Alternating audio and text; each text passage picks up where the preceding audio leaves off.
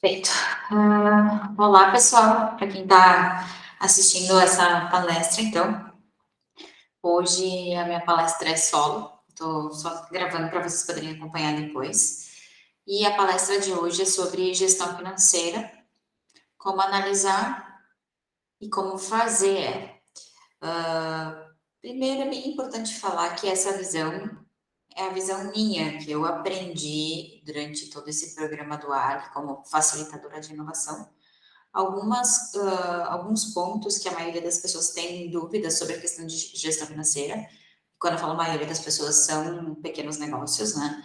E o que eu posso contribuir para ajudar a clarificar um pouco a ideia de gestão financeira e o que todo negócio precisa cuidar, inerente da, do tipo de negócio. Eu não estou focando aqui em ferramentas específicas.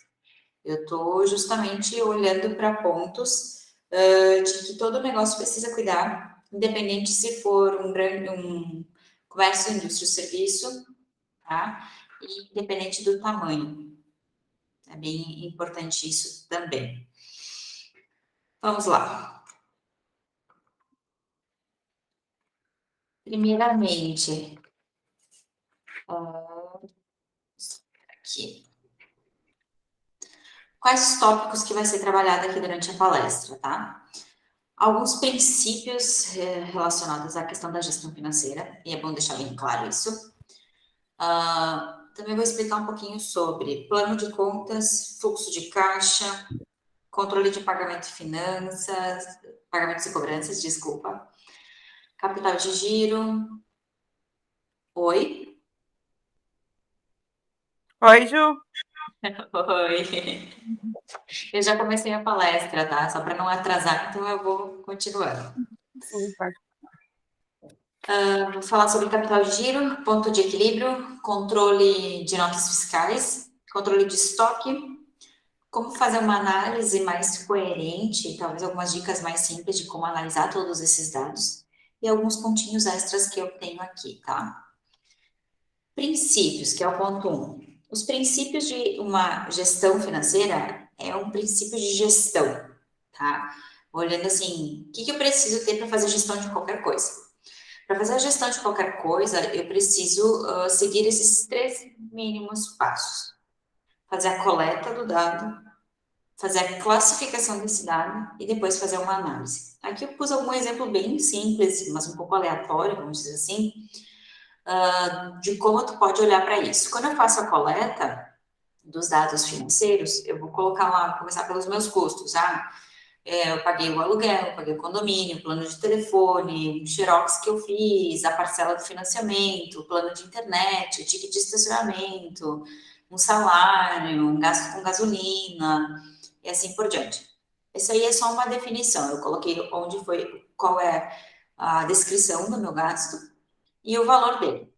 Quando eu vou para a fase de classificação, ou seja, nesse primeiro momento é uma coleta de dados. Eu simplesmente vou esclarecer e colocar esses dados em algum lugar. No segundo ponto, eu vou classificar esses dados para que permita que eu posteriormente faça uma análise. Na classificação, vocês vão ver que eu coloquei ali letrinhas, né? Por causa do layout, eu botei só as letrinhas. Aluguel, ASF, é um custo fixo. Condomínio, é um custo fixo, CF. O Xerox, é um custo variável, eu não faço ele sempre. A parcela do financiamento, é uma dívida. Então, ele é um tipo. Uh, o ticket de estacionamento, é custo variável, botei o CVCF, que são alguns termos bem simples, tá? Porque aqui é só uma visualização inicial de como eu posso classificar esses dados. Essa classificação que eu fiz, quando eu vou analisar, eu posso analisá-las por diferentes formas. Eu posso agrupar o meu custo fixo, que dentro desse exemplo mínimo ali que eu dei, somou R$ 4.175,50. Isso me deu uma percepção que, comparado com o total, a soma dos meus custos que eu coloquei ali, eu tenho 25% dos meus custos são relativos ao meu custo fixo. Assim como o custo variável é só R$ 340,60, então ele é compatível com 2%, enquanto 73% dos meus gastos fixos estão numa dívida que eu estou pagando de um financiamento que eu fiz. Então, isso tu pode visualizar de que forma esses dados? Eu consigo visualizar ele por somatório total, por porcentagem, e eu coloquei a ideia das bolinhas. A bolinha rosa é a bolinha da dívida, que corresponde a 73% dos meus gastos, enquanto a azulzinha é do meu custo fixo e a lilás é do meu custo variável. Para mim, tem uma comparação visual, uma forma visual de analisar os mesmos dados. Por isso que é bem importante fazer o processo, mas também encontrar a forma que vocês melhor identificam isso. Ou seja, qual a forma certa que eu posso classificar que eu entendo esses dados e de que forma eu posso analisar esses dados também, tá? Então, aqui é alguns princípios. Outro ponto. Júlia, esses controles, faço no caderno, na planilha, no sistema? Eu diria que não tem o lugar certo para fazer. O lugar certo é aquele que funciona para ti. Eu tenho 2 pontos que valem muito a pena. Primeiro, não existe organização que vá funcionar no sistema se ela não funcionar no papel. Por quê? Porque isso, a organização, ela depende das pessoas. Então, se tu funciona bem no caderno, tu faz bem no caderno, mas tu não consegue ir para o sistema, não vai para o sistema, ponto. Não tem problema. Desde que tu se empenhe em fazer toda a coleta, análise, classificação certinho para tu poder usar esses dados de alguma forma. E tem um outro ponto. Nem tudo precisa ter um sistema. A planilha, o Excel, ele tem tantas facilidades, tantas funções, que qualquer sistema é feito à base do Excel. Todo sistema é feito com uma base muito que vem da linguagem do Excel. Então, assim, o caderno é o ideal? Não, porque ele não permite gerar gráficos, eu não consigo alterar uma informação e ele autorizar esse gráfico. Tem toda aquela coisa do papel, tá? Para algumas pessoas, somente o papel funciona. E ok, faça aquilo que funciona para ti. Se eu fosse recomendar nesse momento, não tenho dinheiro para investir no sistema, o caderno é muito trabalhoso, a planilha é sempre a melhor opção, tá? Não consigo entender o sistema, não tenho dinheiro para o sistema, não me planejei, começa com a planilha de Excel. Existem milhares de modelos por aí de diversas planilhas financeiras e algumas, inclusive, eu disponibilizo para vocês durante os programas do Ali mesmo, as consultorias que a gente tem, as assessorias que a gente tem, né? Então, eu acabo disponibilizando algumas para vocês usarem. Então, para mim, o que importa é que funcione. E a base é a mesma, independente se for para o caderno, para a planilha, para o sistema, a base é a mesma. Um outro princípio bem importante. Não existe gestão financeira com contas pessoais e da empresa misturada. Ou seja, PJ, pessoa jurídica, é diferente de pessoa física e não pode ser misturado. Sou dono do negócio, Júlia, e às vezes eu pego um pouquinho por semana, um pouquinho aqui, um pouquinho ali. Bom, isso aí é um problema de fluxo de caixa, capital de giro que tu tem, que tu não consegue retirar o teu salário totalmente. Beleza, mas tu tem que ter um controle. Porque tu não vai colocar ali, por exemplo, dentro da planilha das contas da minha empresa, que eu paguei a consulta do dentista. Não tem porquê, né? Como é que eu vou analisar esse dado depois? Esse valor, ele corresponde ao meu prolabore, como dono da empresa. E que eu devo determinar um limite de saque, porque senão eu vou falir com a minha empresa. E ao mesmo tempo, se eu não determinar quanto é o meu prolabore, eu vou estar sempre colocando o meu salário dentro da empresa e nunca vou estar tirando nada. E aí eu também não consigo planejar o meu ponto de equilíbrio, as minhas metas de venda, se eu não incluir a ideia que eu quero tirar um prolabore, que eu quero tirar o meu salário, eu como dono. Então, não dá para misturar as duas coisas. As coisas precisam ser separadas, tá? PJ é diferente de PF. São princípios, coisas bem simples, mas que é bom sempre lembrar. Ponto 2 lá do nosso tema, plano de contas. Preciso fazer um plano de contas? Para que é o plano de contas, afinal? Nunca ouvi esse tema, ouvi, não ouvi. Para que serve o plano de contas? Gente, o plano de contas, aqui no ponto 2, que eu falei, da classificação, né? Eu escolho de que forma eu quero classificar os meus dados, os meus custos, as minhas entradas, eu tenho que escolher uma forma de classificar. Existe o plano de contas contábil e todos aqueles termos que vêm com eles. O que funciona? Funciona aquilo que tu entende. Tanto que eu sou designer, eu não sou de finanças. Quando eu ajudo a vocês a desenhar um plano de contas, eu não vou para o Excel desenhar um plano de contas. Eu vou aqui, ó, para um mapa mental para mim entender que das minhas saídas eu tenho as minhas despesas administrativas, eu tenho as minhas despesas relacionadas à venda, que são descontos que eu dou para o cliente, investimentos em marketing, em publicidade, em brindes que eu dou. Eu tenho as minhas saídas categorizadas por tipo de despesa financeira também, se é juros, se é taxa de banco, se é anuidade de cartão. Eu tenho o meu plano de contas avaliado também se eu tenho empréstimos a pagar, quais os impostos e as taxas relacionados. Eu gosto de separar o RH, os custos com pessoas, das despesas administrativas, para poder fazer uma análise mais coerente, principalmente quando tu tem, ou quando o teu produto que tu entrega para o cliente, a tua oferta é um serviço.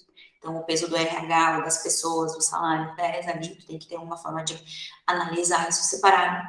E eu também tenho as contas a pagar, os fornecedores.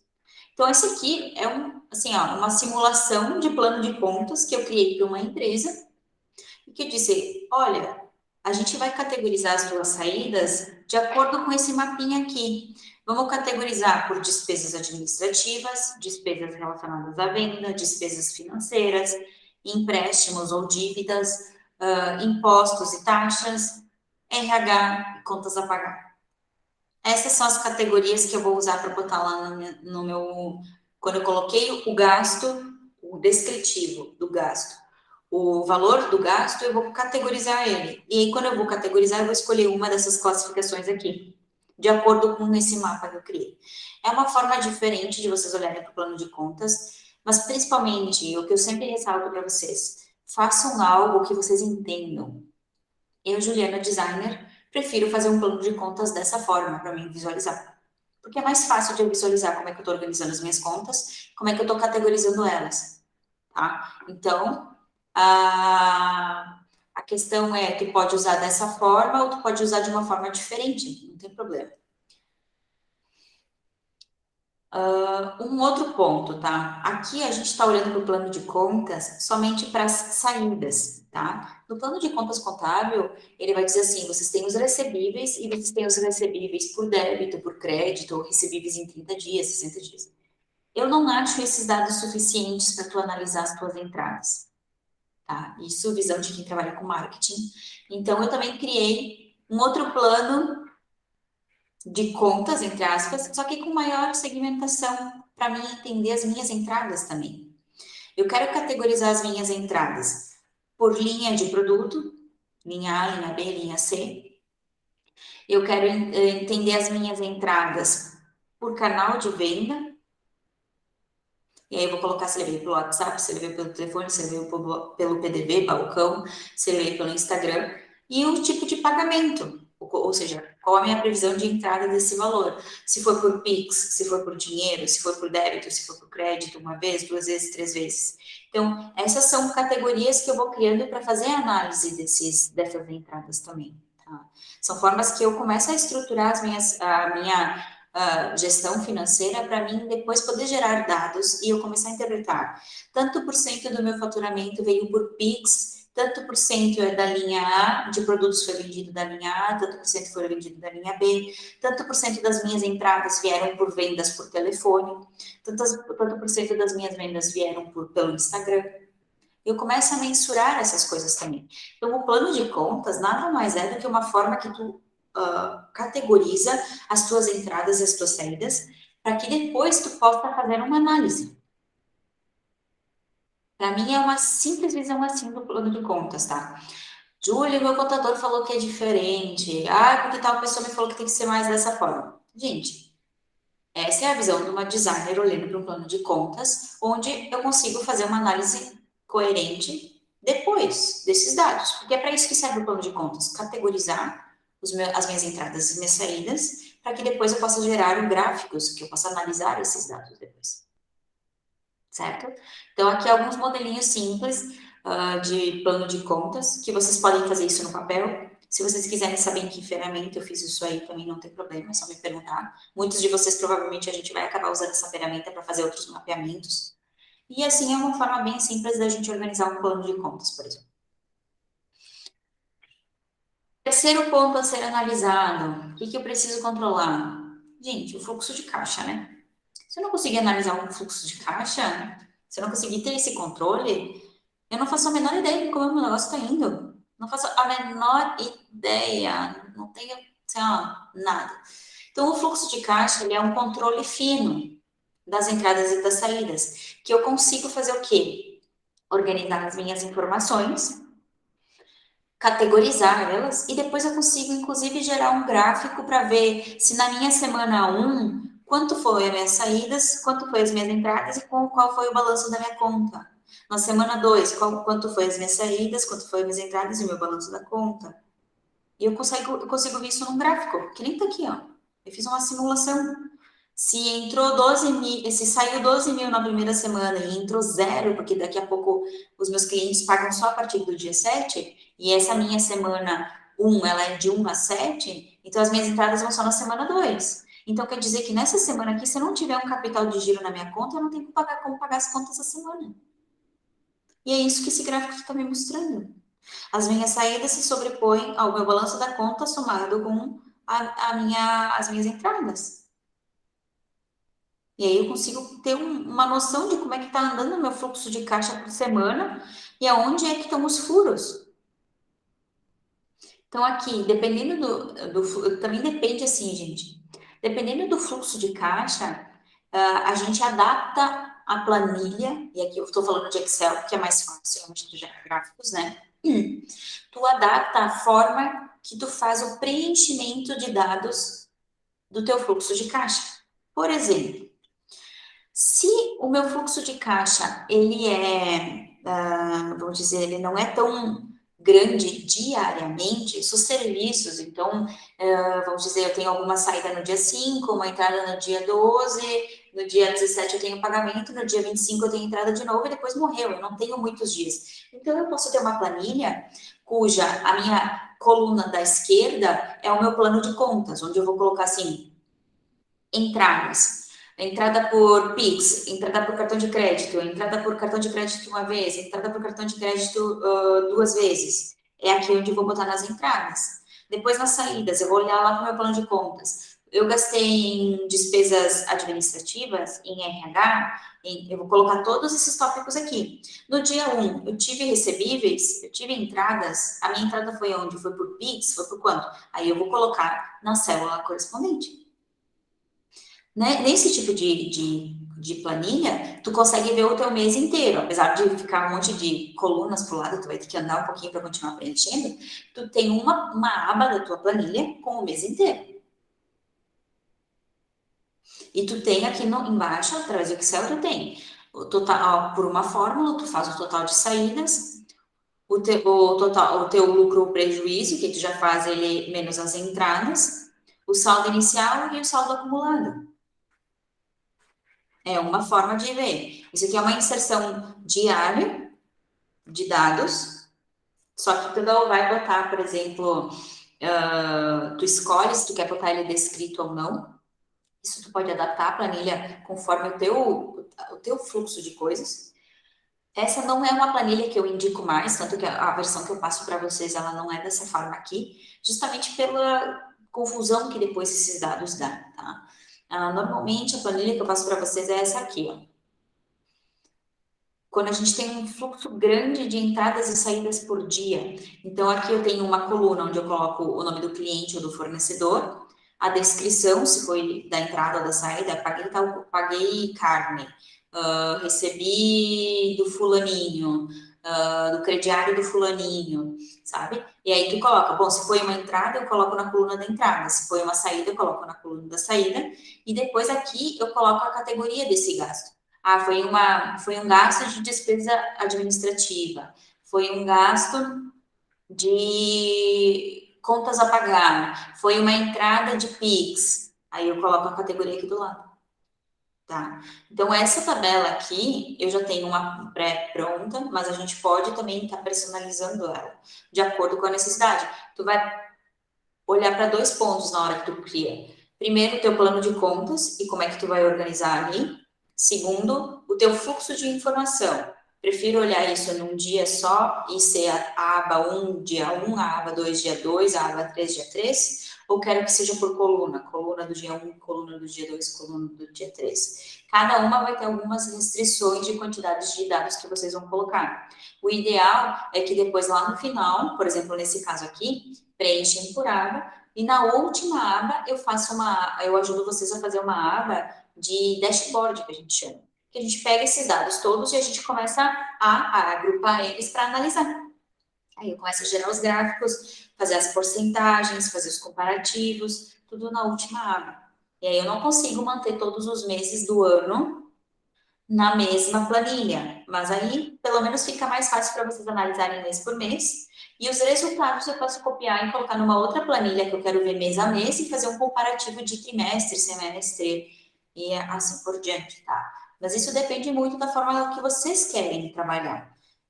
Primeiro definam um plano de contas, depois vejam o que funciona melhor para vocês. Se vocês preferem ver tudo numa planilha só, numa aba só no Excel, ou se vocês preferem que cada dia seja separado para não confundir. E aí a gente cria e adapta para depois, no final do mês, quando tem todos os dados, eu faço a análise junto com vocês, ajudo a gerar os gráficos, ensino como fazer as fórmulas, para vocês acharem as porcentagens e os indicadores relacionados a cada um. Então, isso aqui existem assim, isso aqui são duas formas que eu coloquei de acompanhar fluxo de caixa. Pelo sistema, ele faz de uma forma diferente, no caderno, ele vai fazer de outra forma diferente. Existem outras planilhas, outras versões, existem muitas versões, a internet é cheia de versões. Inclusive, vocês podem procurar assim, planilha de fluxo de caixa para restaurante, e vai ter pelo menos umas 5 ou 6 variações. Planilha de fluxo de caixa para e-commerce, apesar de não ser o indicado, porque o e-commerce tem um fluxo bem maior de coisas, então usem um sistema. Mas a planilha de fluxo de caixa para clínica odontológica. Gente, vai ter um monte de exemplos. Adaptem para aquilo que vocês melhor se encontram, mas vocês precisam ter esses dados em algum lugar. Tá? Um outro ponto interessante do fluxo de caixa. Dependendo da forma de venda, você consegue analisar, fazer análise e prever fluxo de caixa para a próxima semana, para o próximo mês, ou até para um período maior, aqui eu botei maio, mas é maior, faltou R. Então, assim, você consegue fazer análises para outros períodos, fazer uma previsão de caixa para a semana que vem, uma previsão de caixa para o mês que vem. Isso a partir de dados que vocês forem coletando e vocês conseguem fazer e entender a oscilação dele. É a única forma de vocês fazerem previsão e antecipar problemas. Ponto 4. Além do fluxo de caixa, além do plano de contas, o que eu preciso ter? Eu preciso ter um controle de pagamentos e recebimentos. Julima, como assim? Mas tu me falou que eu tenho que colocar naquela outra planilha ali de fluxo de caixa. Pois é, o fluxo de caixa, ele ajuda a visualizar o fluxo do teu dinheiro dentro da empresa. Porém, vocês viram que se eu começar a colocar lá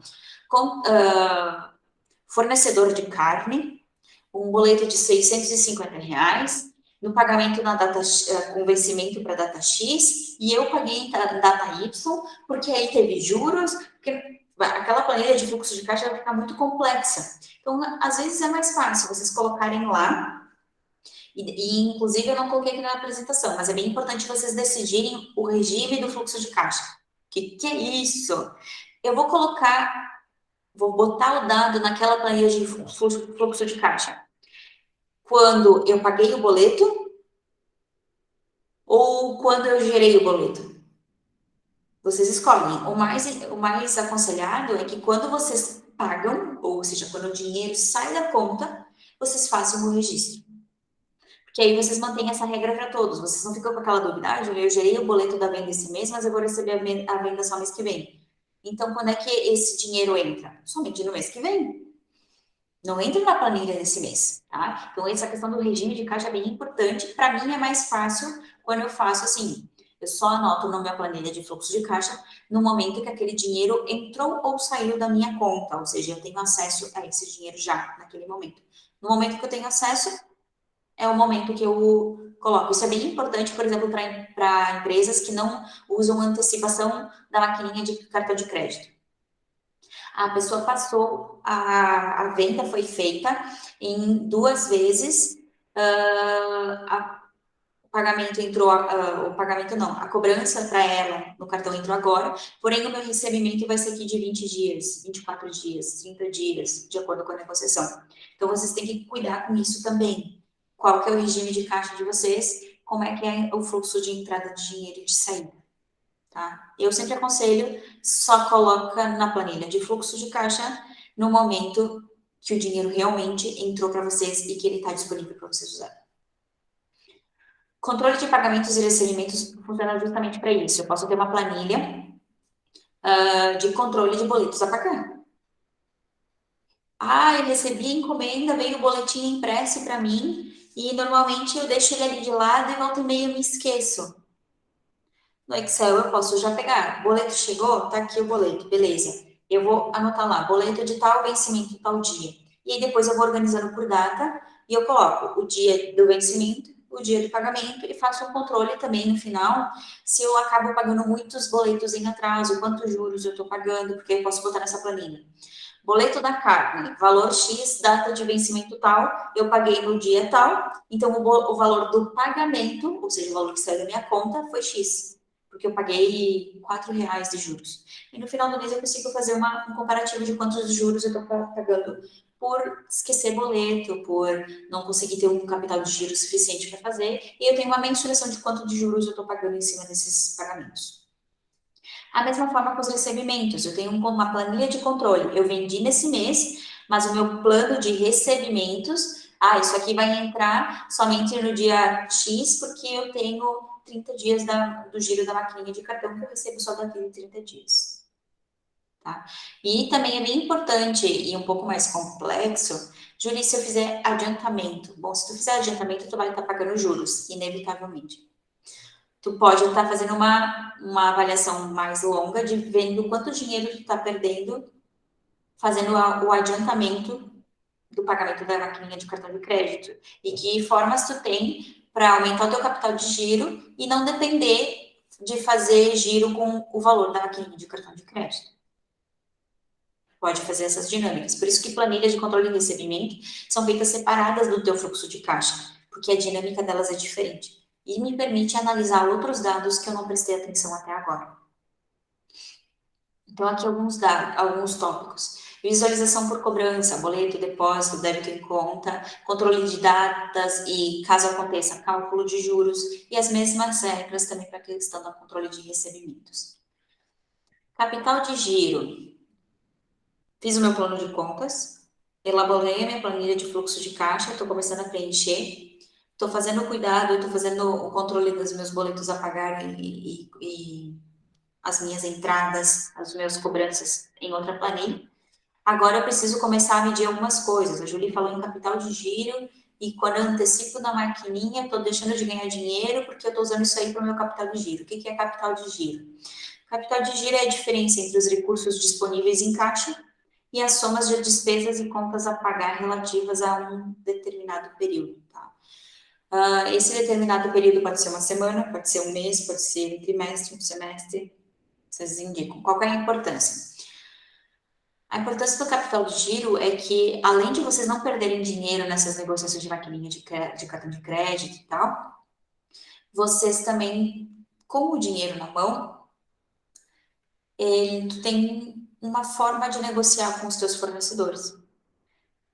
Em qualquer negociação, quem tem o dinheiro na mão, normalmente, em negociações mais cruas e não muito elaboradas, tem o poder da decisão. Vocês conseguem negociar muito melhor. Então, o capital de giro é aquele dinheiro disponível no início da semana que já está reservado para pagar as contas da semana. As contas do mês, no início do mês. Ou as contas da quinzena, no início da quinzena. Assim por diante, porque isso te deixa dormir direito. Tu sabe que tu tem dinheiro para pagar as tuas contas. Te permite tu negociar melhor com os teus fornecedores e tudo. Como é que eu calculo, Ju, o meu capital de giro, tá? A ideia é ter capital de... o capital de giro é os teus recebíveis, quanto vai entrar, mais o teu valor em estoque, menos os custos somados às despesas. Custos, por que eu uso dois termos aqui, custos e despesas? Custos e despesas são dois termos que vêm da contabilidade. Custos são aqueles valores variáveis que são relativos à tua entrega. Por exemplo, eu tenho um restaurante. Os meus custos são a minha matéria-prima e mais a hora do meu cozinheiro. Enquanto as minhas despesas é o meu aluguel, o meu alvará, o meu imposto. Não, imposto não. Imposto é custo. A minha água, a minha luz. Claro, dependendo do restaurante que consegue fazer uma avaliação mais profunda e consegue colocar água no custo variável, excelente, mas é bem difícil isso. Então, por enquanto, ele fica no fixo. Tudo que é despesa é fixo, aquelas coisas que tu tem que pagar mês a mês. Então, o capital de giro tem essa fórmula eu tirei de um blog e de um artigo que explica super bem, tanto que o link está aqui embaixo do porquinho, olha, vocês veem que tem um link https www.nexus.com.br, blog, o que é capital de giro. Nesse link tem muito mais explicação sobre, tá? E depois eu passo a apresentação para vocês e vocês podem ler mais a fundo. Eu não vou aprofundar aqui, porque pode ser que não seja interessante para vocês e eu não tenho talvez a forma mais clara para explicar isso. Mas basicamente capital de giro é tu ter as tuas contas pagas antes de tu ter que pagar. É ter aquele montante reservado de dinheiro para tu pagar na tua semana as tuas contas, na tua quinzena, no teu mês, tu já tem esse valor contigo, tá? Uh, pela, pelo lado financeiro, eles dizem que o ideal é que toda empresa consiga ter uma reserva de capital de giro para 6 meses. E eu botei aqui, um sonho lindo isso, né? Quem é que não gostaria de ter um capital de giro de 6 meses já ali guardadinho para a empresa? Mas a gente sabe que isso é um sonho. Pelo menos na realidade das pequenas empresas é muito difícil de ter todo esse montante guardado. Mas a realidade é que tu precisa começar a entender e precisa começar a avaliar qual é o ideal de capital de giro para ti. Normalmente, o ideal do capital de giro para ti, ele também está relacionado com a tua variação de vendas, que é uma coisa que eles não falam muito aqui. Mas, por exemplo, Júlio, às vezes eu preciso ter um capital de giro maior para os meses que eu tenho menor venda. O meu capital de giro não é igual para todos, porque eu não tenho uma movimentação, eu não tenho um fluxo de caixa que vai me realimentar. E aquele mês eu sei que sempre foi baixo.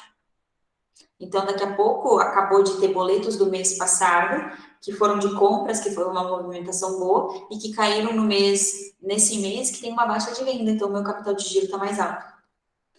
Tá? Mas tem formas de calcular, e o que eu indico? Comecem a trabalhar aos poucos. Consigo levantar o capital de giro para pagar as contas dessa semana? Consegui. Qual a minha próxima meta? Vou tentar levantar o capital de giro para a minha próxima quinzena, para o meu mês, pelo menos. Eu digo assim, pela avaliação que eu entendo e que eu vejo de vocês dos negócios, tendo um capital de giro pelo menos mensal, já vai dar uma tranquilidade de trabalho para vocês enorme. Se vocês conseguirem ter de 3 meses, eu acho que 3 meses já é um capital muito bom para vocês conseguirem trabalhar, tá?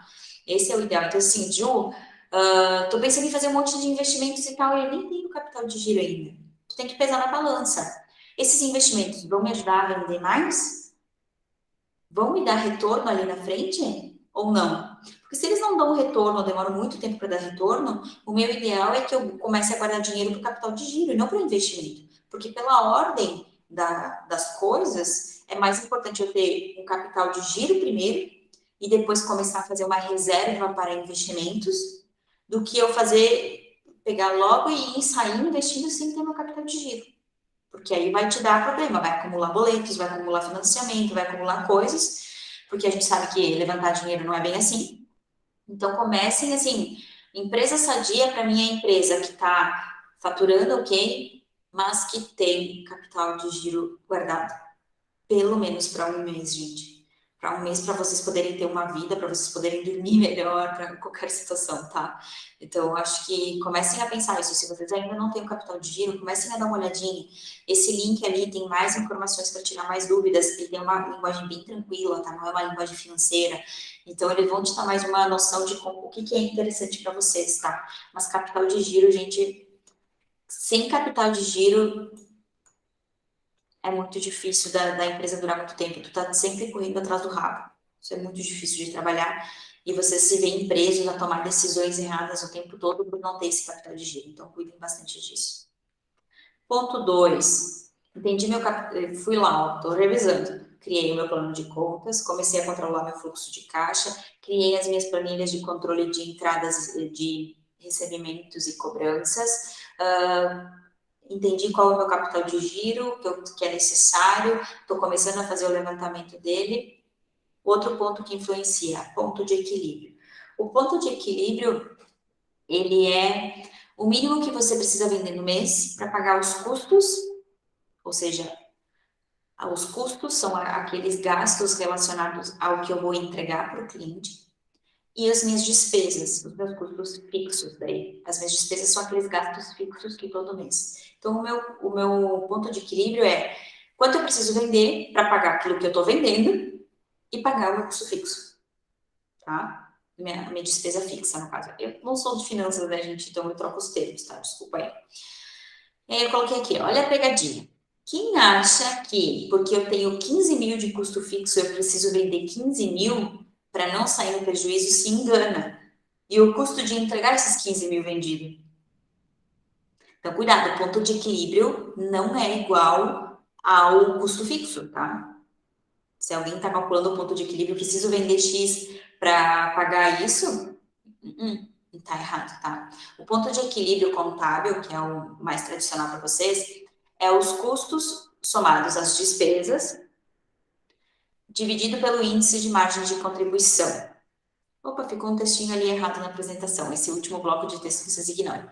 Júlia, tu tá falando grego para mim. O que é margem de contribuição mesmo? Não tô entendendo. Então, eu fiz uma pequena simulação aqui do lado, ó. Para exemplificar, imagina que a sua empresa planeja vender 1.000 unidades de um determinado produto a R$ 50, tá? Para produzir cada item, o custo dele é de R$ 20. Custo. Ou seja, vamos dizer assim, vamos botar que eu estou vendendo uma peça de roupa que que eu vou vender R$ 50. O meu custo dessa peça de roupa, eu pago para o meu fornecedor R$ 20, tá? Eu tenho outras despesas variáveis que eu tenho que colocar em cima, que acabam chegando em R$ 15. Que outras despesas variáveis, Júlia? Imposto, comissão, embalagem e assim por diante. Despesas variáveis, tá? Que na verdade está usado o termo errado, mas tudo bem. Além disso, tem um gasto fixo na ordem de 6 mil mensal. Como é que eu faço esse cálculo? Então, ele pegou assim: se eu vou vender 1.000 produtos, e aqui tá aqui, ó. Se eu for vender 1.000 produtos a R$ 50, eu vou ter uma receita operacional ou um faturamento bruto de 50 mil. Se eu tenho R$ 20 de custo do produto, para 1.000 produtos eu vou ter R$ 20 mil. Mais as despesas variáveis, que são R$ 15 por produto, eu vou ter R$ 15 mil. A minha soma, então, 30, 20 mais 15, você 35. De 35 para 50, eu sobro ainda 15. Então, a minha margem de contribuição, ele calculou aqui, que é de 30%. É uma regra de 3, tá? Minha margem de contribuição e margem de contribuição e lucro líquido são diferentes, tá? Minha margem de contribuição é o dinheiro que vai girar dentro da empresa. É de 30%. Então, você lembra lá que eu falei que o meu cálculo de ponto de equilíbrio é o meu custos e despesas fixos, meu custo fixo aqui, dividido pela minha margem de contribuição, que no caso eu tenho que transformar ela em numeral decimal e não porcentagem, então isso vira 0,3, desculpa, que isso vai me dar que o meu faturamento precisa ser de 20 mil. Para mim faturar 20 mil, eu vou dividir por 50, que é o valor do meu produto unitário, e eu preciso vender quanto? 400 unidades desse produto para suprir o meu ponto de equilíbrio, ou seja, pagar os meus custos de venda, o meu produto que eu estou vendendo e cobrir as minhas despesas fixas. Esse aqui é o cálculo que eles mostram, é o cálculo mais simples possível, tá? Dependendo da empresa, o ponto de equilíbrio é medido de forma diferente. Então, assim, Ju, eu quero medir o ponto de equilíbrio. Vamos lá, eu posso tentar te ajudar. Qualquer coisa, o Sebrae tem várias consultorias que podem ajudar nisso, consultorias que para vocês do programa ali, no caso, são acessíveis, tá? Então, ficando muito complexo esse cálculo, Vamos chamar um consultor para levantar isso, porque é super importante. Sem esses pontos que eu estou apresentando para vocês, fica muito difícil a gestão financeira da empresa, tá? Então, aqui é uma fórmula simples, pensando num comércio, vamos dizer assim, de calcular o ponto de equilíbrio, tá? De novo, essa apresentação vai ficar disponível. Ó, o ponto de equilíbrio também tem um linkzinho aqui embaixo, ó, da Treze, acho que esse é o nome dela. E que é onde explica melhor um pouquinho mais sobre esse conceito e vocês podem entender um pouco mais. Eu vou passar a apresentação, vocês conseguem pegar o link e achar mais informações sobre. Tá? Outro ponto, Ju, vamos lá, recapitulando. Falei no plano de contas, no fluxo de caixa, no controle de pagamentos e recebimentos, recebíveis, falei do capital de giro, falei do ponto de equilíbrio e agora eu vou falar do controle de notas fiscais. Ai, Júlia, mas isso aí é o meu contador que faz. Pois é, mas o teu contador não erra também? Só que se ele errar, tu não vai pagar uma boa de uma multa? Será que não é mais fácil tu fazer um controle interno? Então, aqui eu coloquei um pequeno textinho, ó. Erros de preenchimento, perda de prazos de envio e outras falhas operacionais comumente cometidas por pessoas são apenas alguns dos problemas que podem levar a organização a sofrer multas, penalidades e diversos tipos de prejuízo que ameaçam a sobrevivência dela no mercado, tá? Então, tem um controle de notas. Ju, eu tenho ainda no meu negócio, eu ainda compro com vista sem nota, nem tudo eu emito nota. Perfeito, esse caso é exatamente para ti. Eu preciso anotar e preciso ter um controle de uma planilha de todas as notas que eu paguei, que todos os produtos que eu paguei para o fornecedor veio com nota.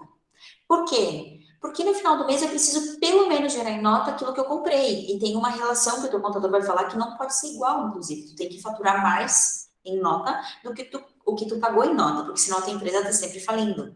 E aí, esse dado é um dado bem interessante, porque diz assim, Jamie, mas se eu botar mais nota, eu vou pagar mais imposto, e eu não quero pagar imposto. Pois é, tu pode não pagar imposto, mas na hora que tu precisar de um mero empréstimo num banco, os dados que eles vão puxar para fazer a medição de quanto tu tem direito de capital para negociar com ele, é justamente aquilo que tu declarou. Então, não adianta a tua empresa faturar 500 mil por mês e tu emitir nota de 100 mil, porque na hora que tu precisar de ajuda de um banco, tu não vai conseguir a ajuda que tu precisa. Certo? Então, controle de notas dos fornecedores e controle das notas emitidas também. Controle das datas para declarar no mês correto. Ajuda a identificar quanto recurso financeiro deve ser destinado ao pagamento de imposto por cada transação. Então, além de eu ter o controle de quantas notas eu estou pagando e quanto valor a receita eu tenho que declarar isso depois, eu também consigo ter uma noção de quantas notas eu preciso emitir e a média de imposto que eu vou pagar, principalmente quando tu está no Simples. O Simples, ele simplifica os impostos, ele pega aquele montidão de imposto e faz aqui, ó, pam, um número, deu, resolvido. Então, tu consegue até prever quanto é que tu vai pagar de guia de imposto no próximo mês. Certo? Então, controlem as notas fiscais, gente. Pelo amor de Deus, controlem. Porque se o teu contador se passar, se por acaso tu declarar menos do que tu realmente comprou, se tu... Gente, isso aí é margem para multa. E teve um analista financeiro que passou uma palestra para nós que disse assim, mas a Receita Federal quase não pega eles, né? Uhum. Eles estão ocupados pegando os grandes, mas assim que os grandes forem pegos na malha fina por não estarem declarando, eles vão para os pequenos também. E uma hora, se tu continua crescendo, tu vira grande também. Então vamos se preocupar com isso também, tá? Isso é bem importante, apesar que hoje tem muitos negócios que não têm mais essa facilidade de conseguir coisas com nota, sem nota, blá, blá, blá, blá. Porque a tendência é tudo encaixar. Julie, mas o imposto me custa caro, porque não sei o que lá. Precifiquem da forma correta e vocês não perdem. Vocês pagam assim para os outros produtos que vocês compram também. Simples assim. Ok? Recapitulando todos os pontinhos desde antes. Fiz meu plano de contas, estou controlando o meu fluxo de caixa, estou controlando os meus recebíveis e os meus boletos a pagar. Estou controlando aquilo lá. Calculei o meu ponto de equilíbrio, calculei o meu capital de giro que eu tenho que levantar. Estou controlando a minha emissão de notas e o meu recebimento de notas para não passar. Qual o outro ponto? Controle de estoque. Por quê? E aqui eu deixo uma pergunta bem interessante para vocês. Se eu fechar as portas hoje, eu saio no positivo ou no negativo? Se eu pegar e fechar hoje o meu negócio e não abrir mais, eu saio no positivo ou no negativo? Ou seja, a quantidade de mercadoria que eu tenho dentro de casa, de insumos, de matéria-prima, ela cobre o custo das minhas contas a pagar? Esse é um cálculo bem simples, é uma dinâmica bem simples. Ah, como é que eu vou saber isso? Fazendo o controle de estoque. É a única forma. O valor em estoque faz parte do capital da empresa. Então, o controle não ajuda somente a comprar bem, a saber quando o produto está terminando, quanto é que eu paguei a última vez que eu comprei aquele produto, mas ele também ajuda a entender a real situação da minha empresa. Porque o meu banco não é, o dinheiro que está no banco não é todo o capital da tua empresa. O teu estoque também é capital da tua empresa. O maquinário que tu tem também é parte do capital da tua empresa. Então, controlar esses ativos da tua empresa, e agora um termo de contábeis, ativos, faz parte disso. Estabeleça a política de gestão do teu estoque. Qual é o meu estoque mínimo? Qual é o meu estoque máximo? Como é que eu controlo isso? Isso tem um monte de planilhas, tem sistemas, tem milhares de formas de fazer isso. Vamos começar a cuidar disso também. É bem importante isso. Último ponto aqui. Levantei todos os outros pontinhos, comecei até a medir meu estoque agora. Como é que eu analiso todos esses dados, Juliana? Tu me mandou registrar tudo, tá tudo ali, agora para onde que eu vou olhar? O que que eu preciso olhar? Eu botei alguns termos bem simples que vocês precisam estar olhando. Faturamento bruto, todo mundo sabe que é. Custos fixos, tá? Aquela despesa que, independente de eu vender, eu tenho que pagar. Qual é a minha margem líquida, ou seja, meu lucro líquido em cima do meu produto, de cada produto que eu estou ganhando. E isso eu só consigo ter clareza quando eu fazer a precificação correta. Qual a minha margem de contribuição? Também é um dado bem interessante para tu poder medir o ponto de equilíbrio, senão tu não consegue. Como é que eu meço a lucratividade da minha empresa? Também tem um cálculo para isso, não é difícil. Como é que eu meço o ponto de equilíbrio? Foi aquilo que eu falei antes, capital de giro, que eu falei antes. E um ponto bem importante que eu não falei aqui, mas é o ticket médio. Como é que eu meço o ticket médio? Faturamento dividido pelo número de vendas. Ali está o meu ticket médio. Para que me serve isso, Júlio? Bom, eu preciso atrair quantos clientes novos para bater a minha meta de aumento de 20% de faturamento? Eu vou transformar o 20% de faturamento em um número, vai ser 15 mil. Se o ticket médio de cada pessoa que entra aqui está em torno de R$ 250, quantos clientes novos eu preciso atrair para bater a minha meta? Ou quantas vendas eu preciso fazer para bater a minha meta? As coisas tudo é matemática, tudo é encaixado, tudo está relativo, uma coisa está ligada à outra. Então, esses são pontos que, se vocês ainda não olham, ainda não entendem, vamos correr atrás, gente. Tem um monte de formas de vocês encontrarem essas informações, vocês podem questionar para mim, e tem um monte de canais na internet, tem consultor, tem serviço, tem curso, tem um monte de coisa. Vamos correr atrás da informação. São pontos, e isso é a visão de uma mera designer falando de finanças para vocês. Tá? Vamos lá? Alguns extras que eu queria trazer para vocês. Primeiro, gente, o Sebrae, o site do Sebrae, tem um monte de cursos para vocês. Um monte. Os cursos são de que profundidade? São básicos, são para vocês entenderem a base. Então, se eu não entendo nada de gestão financeira e ainda quero tentar entender um pouquinho mais depois da palestra da Ju, vai para o site do Sebrae, faz o teu cadastro com o teu CPF e acessa. O curso de gestão financeira, ele tem 3 horas, é focado para micro e pequena empresa. Tu tem um certificado digital, se isso fizer alguma diferença para ti, e ele é de graça. Só fazendo o cadastro tu consegue acessar. Então vamos lá. O YouTube tem um monte de informações, gente. Como fazer o fluxo de caixa do meu restaurante? Coloca lá no YouTube. Horrores de informação. Então, não conseguir encontrar esses dados hoje é uma mera desculpa, tá? Ah, Julia, eu não tenho tempo. Vai assistir a palestra de gestão de tempo pessoal, então, porque tu tem tempo sim, tu só não tá olhando da forma correta. Tu tá usando o teu tempo de forma incorreta.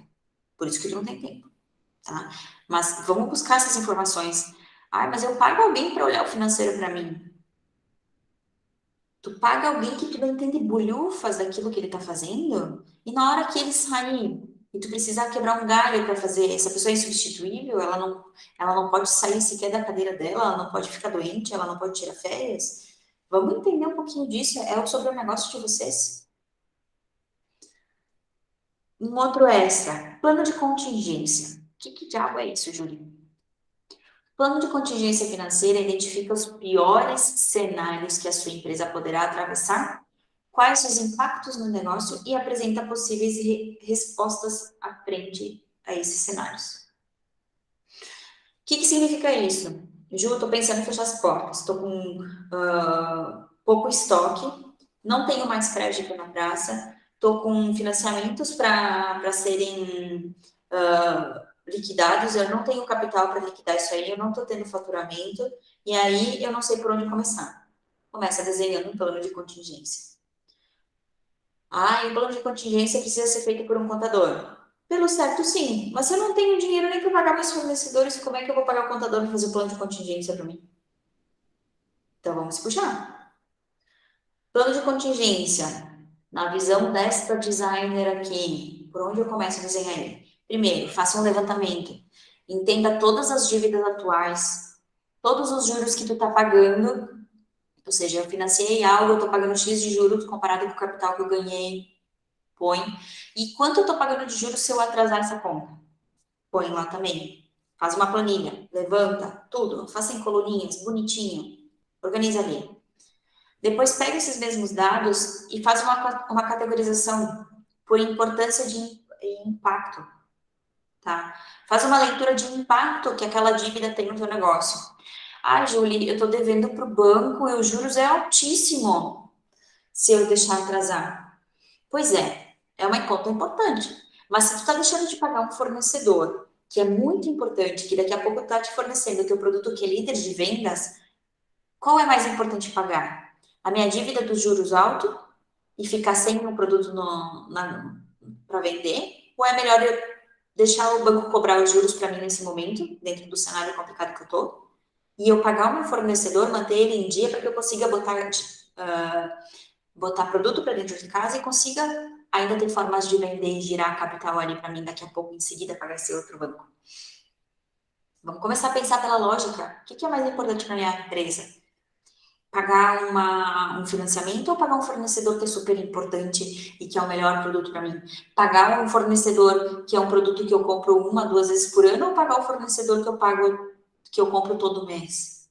Vamos começar a olhar para essas contas. O plano de contingência é isso. É fazer uma análise, um levantamento das minhas dívidas que eu tenho, das contas que eu tenho a pagar, que estão atrasadas, quanto eu estou pagando de juros.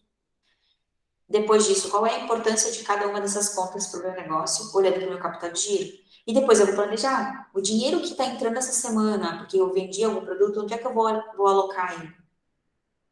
Primeiro, eu vou alocar nas fontes que me geram produto de novo para mim continuar vendendo e ampliar o meu giro, certo? Se não, eu vou botar dinheiro, vou pagar a dívida do banco, mas eu vou ficar sem produto para vender na prateleira. Vamos começar a usar a lógica para isso. Isso é dessa forma que o plano de contingência funciona na base, assim, no princípio dele, tá? Acho que isso é bem importante vocês olharem. Está tudo, analisar, ver o que é mais importante para ser liquidado primeiro, ver como trabalhar isso, tá? E uma coisa, nesse momento onde tu tem que fazer cortes, ai, Júlia, mas eu tô com faturamento baixo, tô cheio de dívidas e tô pagando R$ 600 na agência de publicidade. Mensal. E aí eu tenho uma outra dica. Para cada real cortado de custo de despesa esse mês, é R$ 1 a menos que eu pago no mês que vem. Para cada R$ 1 de marketing investido esse mês, eu posso ter algum valor maior, posso ter de 1 para 80 voltando, mas eu não sei quando é que ele volta. E aí? Para onde eu vou? Para onde é menos arriscado ou para onde é mais arriscado? É mais fácil eu cortar os R$ 600 da agência e pagar um boleto do meu fornecedor que preciso botar produto na frente? Ou eu botar mais dinheiro na agência para esperar que volte 1 para 10, só que eu não sei quando é que vou voltar, porque depende da agência, depende da minha estrutura de marketing, depende do conhecimento do meu cliente, depende do conhecimento do meu mercado. Então, assim, gente, eu sou de marketing, tô jogando pedra no marketing? Não tô. A empresa que não tem condições de investir em marketing nesse momento não deve investir em marketing. Ela deve olhar para as suas finanças, organizar a casa, organizar o relacionamento com os seus fornecedores e aí partir para a base do plano de marketing. E aí vai lá para a palestra de estratégia de marketing que eu dei. Depois disso tudo estruturado, eu vou para uma agência de marketing para operacionalizar, ou eu vou contratar alguém interno para fazer isso. Mas nesse momento, se eu preciso de um plano de contingência, eu preciso cortar gastos o quanto antes. Porque R$ 1 cortado nesse mês é R$ 1 que eu economizo no mês que vem. Tá? E eu preciso de coisas certeiras, coisas que me dão retorno a curto prazo. Então eu vou fazer o quê? Eu preciso vender, Júlia, como é que eu vou cortar a agência, não sei o que lá. Banco de clientes, dados de clientes inativos, plano de cobrança para inadimplentes, são formas que podem trabalhar ações com retornos de curto prazo e que não precisam de uma agência. Então, comecem a movimentar um pouquinho mais a cabeça em termos da lógica. Qual a minha situação agora? Preciso de um plano de contingência. Não vou conseguir pagar o banco, vou atrasar de novo a dívida. Vou ter que negociar com outros fornecedores para mim conseguir pagar meu fornecedor principal. Vou cortar os custos que nesse momento não tenho por que ter, porque eu preciso negociar para mim começar a voltar a ser saudável, eu preciso controlar meu fluxo de caixa, ficar atento aos impostos que eu estou pagando, quais as minhas torneirinhas que estão abertas e por onde o meu dinheiro está vazando que eu não estava olhando. Sim, esses controles eu não sei. Sejam honestos nas negociações, gente, principalmente com fornecedores, tá? Por que que eu falo isso? Tem muito fornecedor bom por aí, e vocês sabem disso, vocês têm muito parceiro, né, fornecedores que são parceiros, que eles estendem prazo de pagamento, que eles dão mais margem para vocês. Quem são esses parceiros bons? Normalmente são outros pequenos negócios, que também estão ali com vocês, que eles também entendem como é que funciona. Então, cuida dessa gestão de parcerias de vocês, os fornecedores, vocês também têm que categorizar eles de forma a olhar para a importância de cada um. Esse fornecedor me fornece o meu produto principal, meu caro chefe de vendas.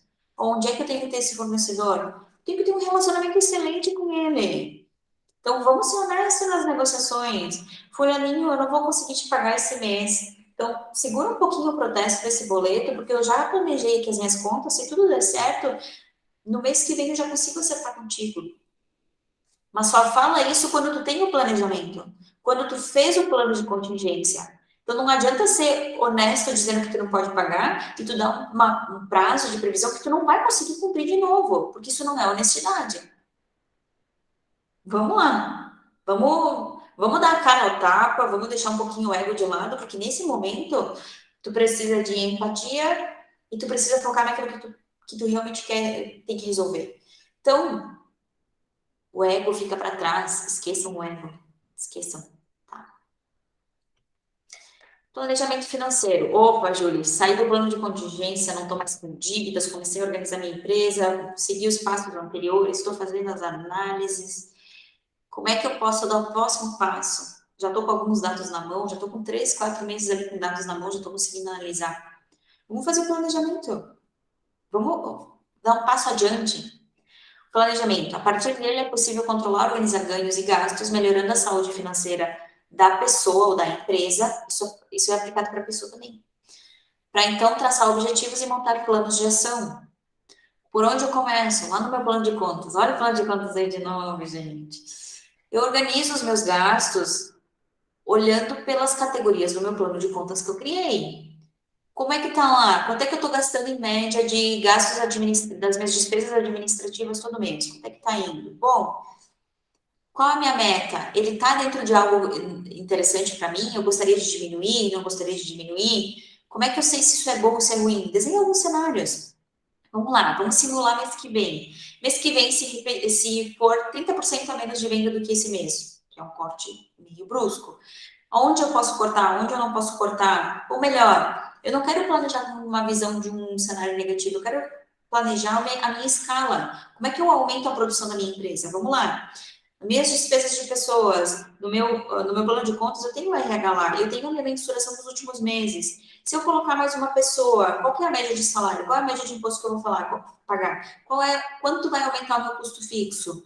Como é que eu vou redistribuir isso? Preciso mexer na minha precificação? Não preciso mexer na minha precificação? O cenário serve para isso. Usem os dados que vocês têm dos meses anteriores, do plano de contas, e organizem metas para cada tópico do plano de conta de vocês. Vocês podem ter metas de entradas e saídas, mas vocês podem ter metas de gastos com pessoas, metas de gastos financeiros, metas de gastos variáveis, e assim por diante. Usem o plano de contas para estipular budgets, ou seja, o ideal de ser gasto naquilo, e depois como é que eu vou fazendo os cortes ou acrescentando. Então, o planejamento financeiro serve muito para isso. Inclusive, o Sebrae também tem consultoria para isso, para quem está organizado, quer fazer um planejamento financeiro serve para isso. Onde entra o planejamento financeiro? Simplesmente para um trabalho de melhoria de gestão financeira, mas ele também pode entrar vinculado a uma meta da empresa. Quero abrir uma franquia, quero expandir, quero colocar mais pessoas, quero investir em maquinário. Eu faço o planejamento financeiro, para daqui a pouco estar fazendo uma reserva de investimento, um planejamento financeiro para estar aumentando a minha reserva de capital de giro, meu planejamento financeiro para estar abrindo uma nova unidade. É para isso que serve.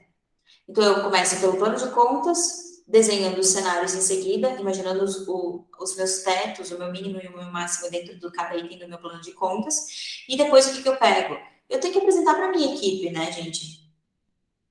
Se não, quem é que vai saber dessas metas? Eu tenho que conversar com a minha equipe. Gente, a minha meta agora é a gente baixar isso aqui para a gente poder investir ali na frente nisso aqui. Beleza. Para a gente fazer isso, eu vou precisar que vocês tomem mais cuidado com isso, isso, isso, isso.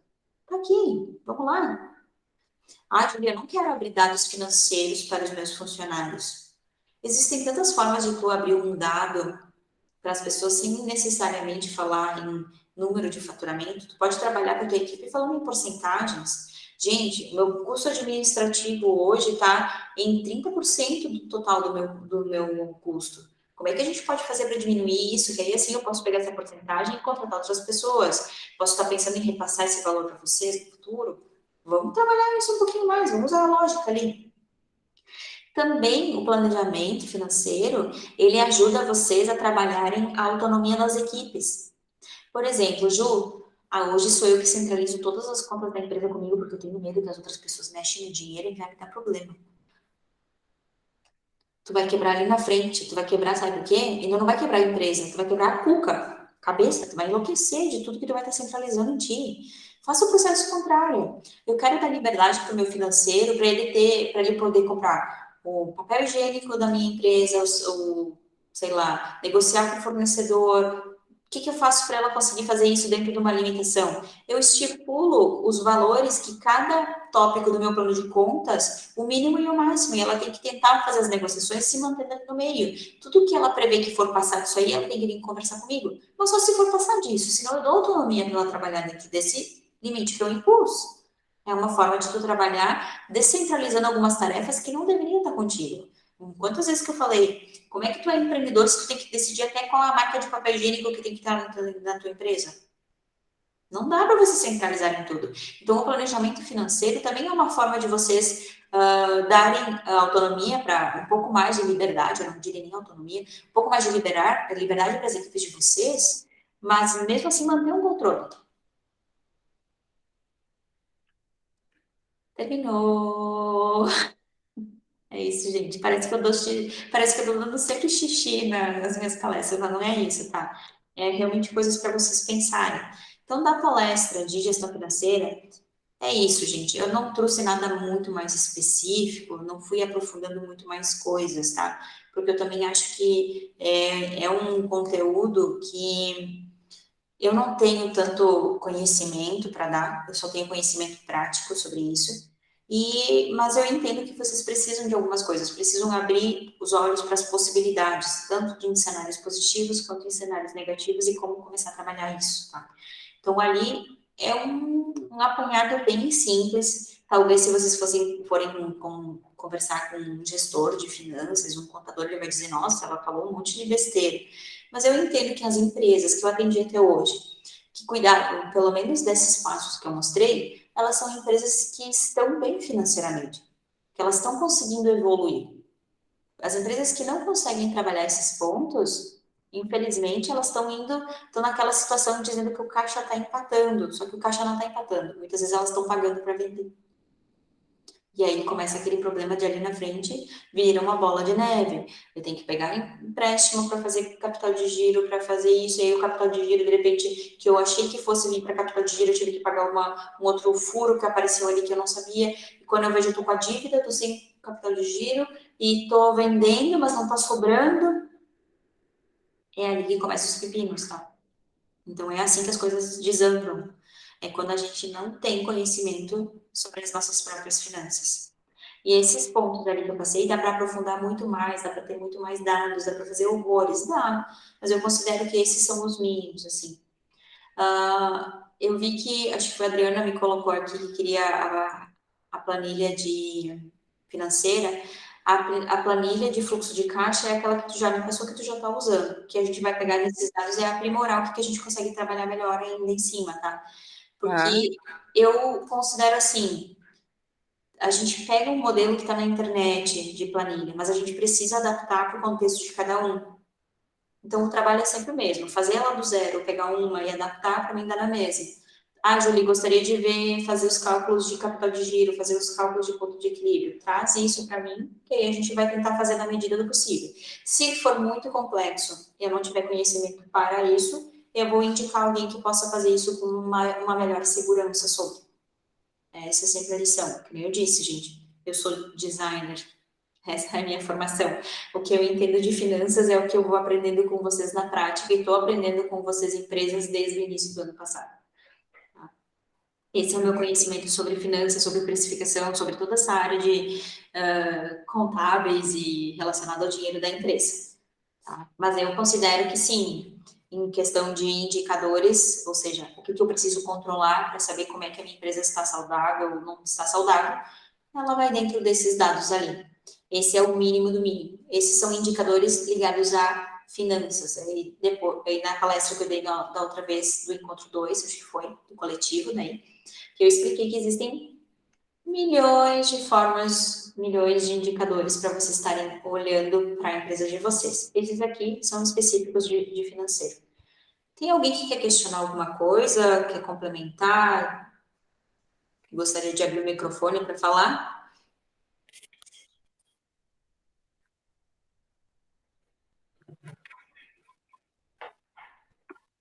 Acho que não. Acho que não. Bom, gente, eu confesso que eu tô também cansada hoje. Minha cara não tá das melhores, assim. Os olhinhos. Não tá dando. Então, eu vou encerrar por aqui. Eu sei que é bastante conteúdo também, nem sempre vocês estão preparados. Assistam mais de uma vez, se vocês puderem. Isso aqui eu vou subir para o YouTube depois. Não quer questionar aqui, ficou com vergonha, me manda pelo WhatsApp.